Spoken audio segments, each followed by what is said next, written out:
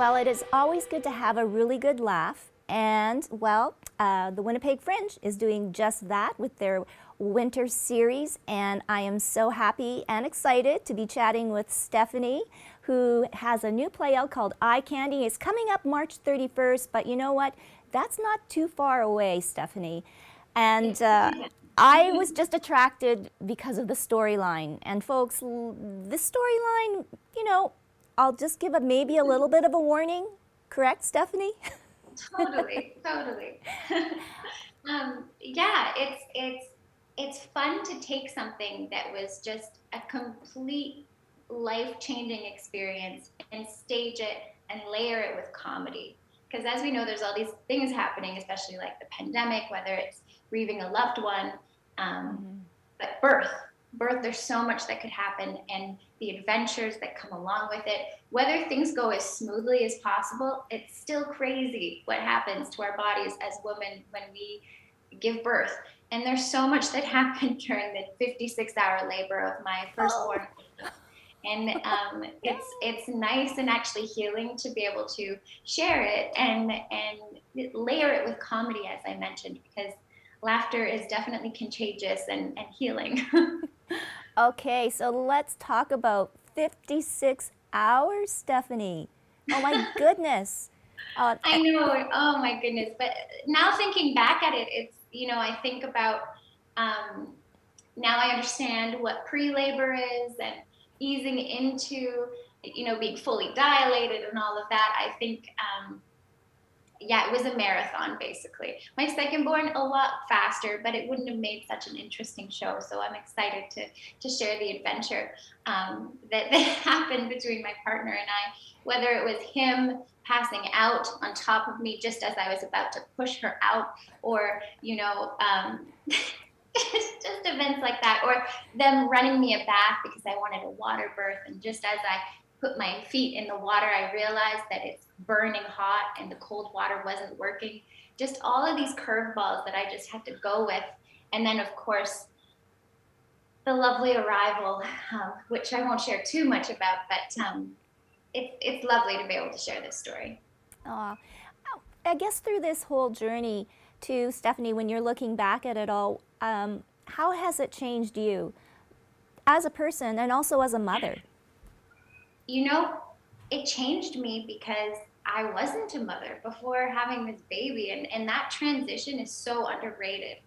Whether it's the transition of what it is to be pregnant and to deliver a baby, it's so underrated. I walked out of that hospital, I stumbled out of that hospital, just thinking, looking at all of the mothers I know and meet, and just being in awe of what they've been through to become a mother, to enter motherhood. So it really changed me in the way, my appreciation for mothers in general, my own mothers, mother figures in my life, but also changed me as a person, because your whole life shifts in such a big way. Like all of a sudden, I am second. It's like my priority, it's my kids, and you kind of have to shed that identity, and this is where themes like postpartum depression, postpartum anxiety, the challenges around nursing, the challenges around being intimate with your partner afterwards, and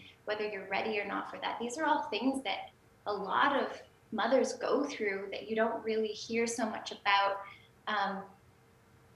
Yeah, all the things, the advice, unsolicited feedback. It's amazing. I feel like I've entered into this, motherhood, a bigger understanding of the joys and lovely things, of course, but also the struggle, the realness, the vulnerability that you're faced with.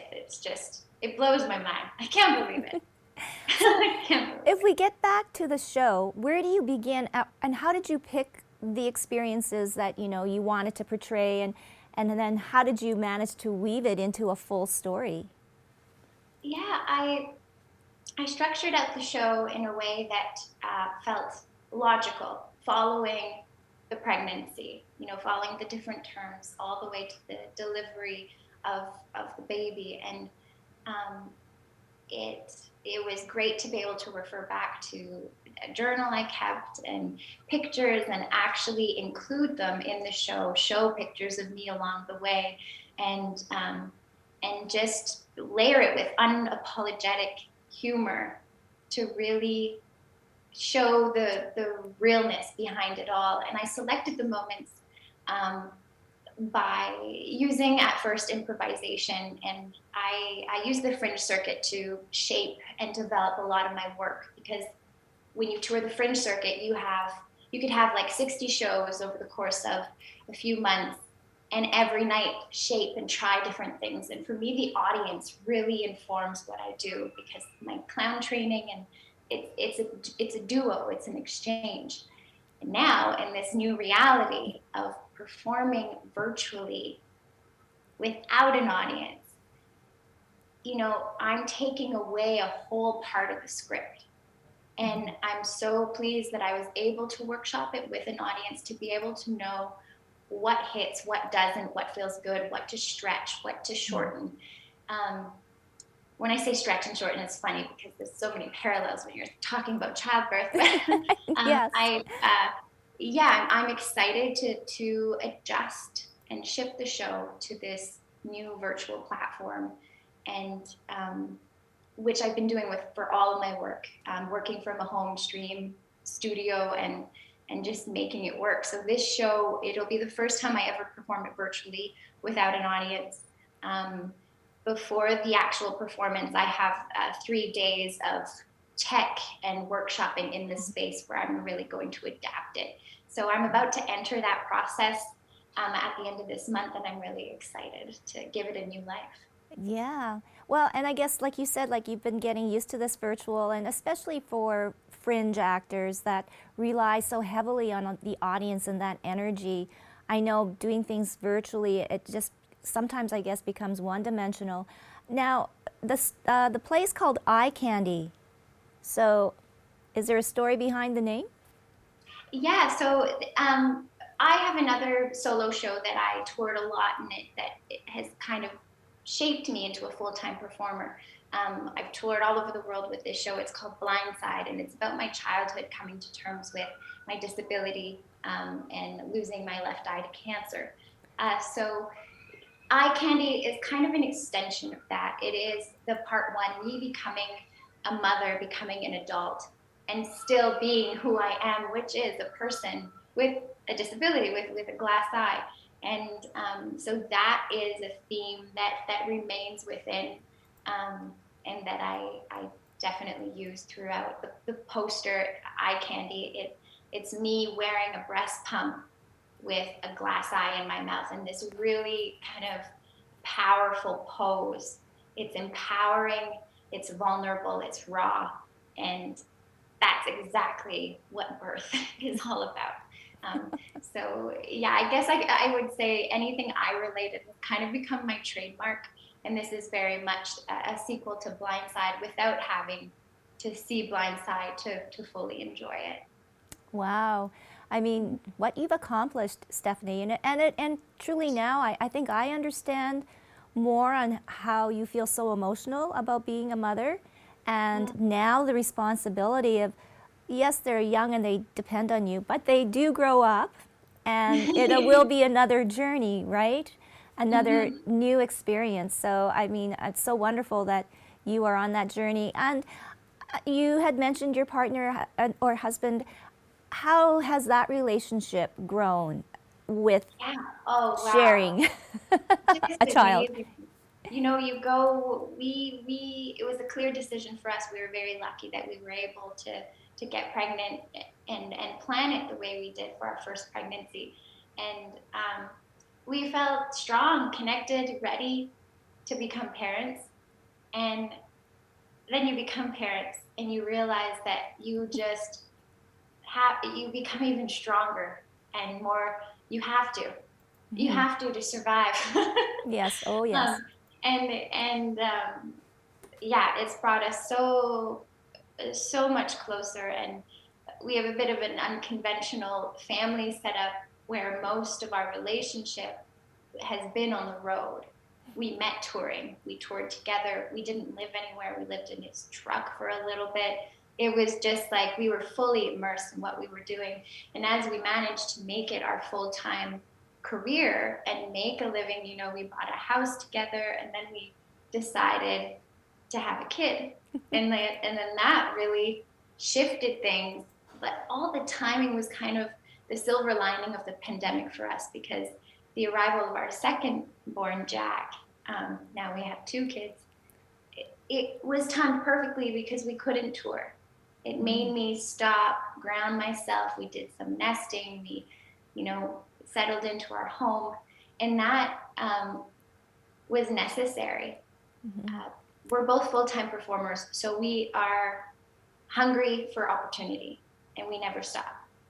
And only when I actually had to stop did I realize how burnt out I was, having gone through a whole pregnancy, the birth, the early ages, and not stopping, still touring throughout. Like my last performance was when I was 8 months pregnant, and I was performing again when I was 2 months postpartum.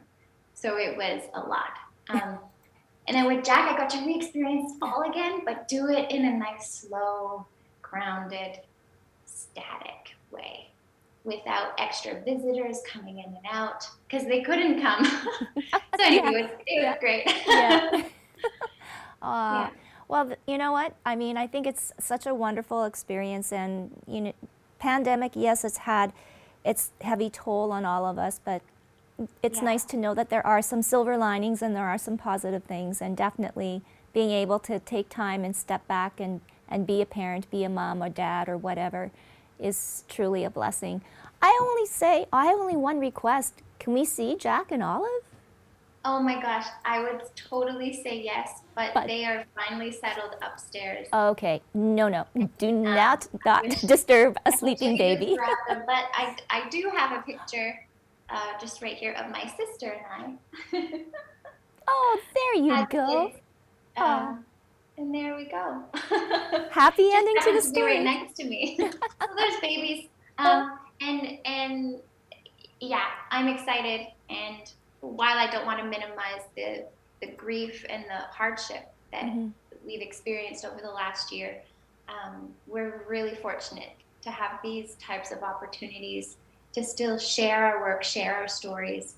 And thank you for taking the time to cover it. Well, I can hardly wait to see you live on stage, Stephanie, but it's Stephanie Morin-Robert. Her play is called Eye Candy. You can go to the website winnipegfringe.com. Eye Candy is going to be on Wednesday, March 31st at 7:30 p.m. and it is free streaming on YouTube and Facebook at Winnipeg Fringe. I think I've got all that information, but it's lovely meeting you, Stephanie. You too. Yes, Thank you. hugs to Olive and Jack, and hopefully we'll see them on stage with their mom and dad. That'd be a great segue for a new play. Okay, bye. Take care. Yeah, thanks.